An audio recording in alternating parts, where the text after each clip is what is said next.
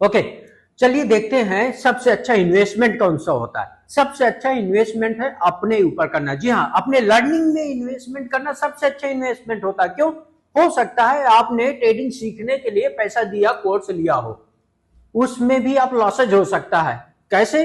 क्योंकि stock market में trading करना माइंडसेट का गेम होता है। इमोशन डिसिप्लिन यदि नहीं है आपके पास तो वो आपका जुआ हो सकता है, तुक्का हो सकता है, क्लैमरिंग हो सकता है, वहां आपका लॉसेज हो सकता है।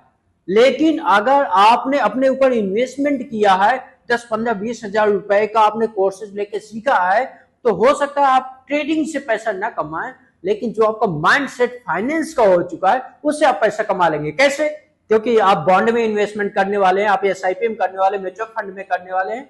इससे आपको पता नहीं चलेगा आप कब करोड़पति बन गए। आपका 10 हजार का अपने ऊपर इन्वेस्टमेंट करने का आपको करोड़पति बना देगा आपके लाइफ में ही। इसलिए फाइनेंस इन्वेस्टमेंट सीखना बहुत जरूरी है। आप ट्रेडिंग से कमाए या नहीं, बेस्ट ऑफ लक, इन्वेस्टमेंट जरूर सीखें।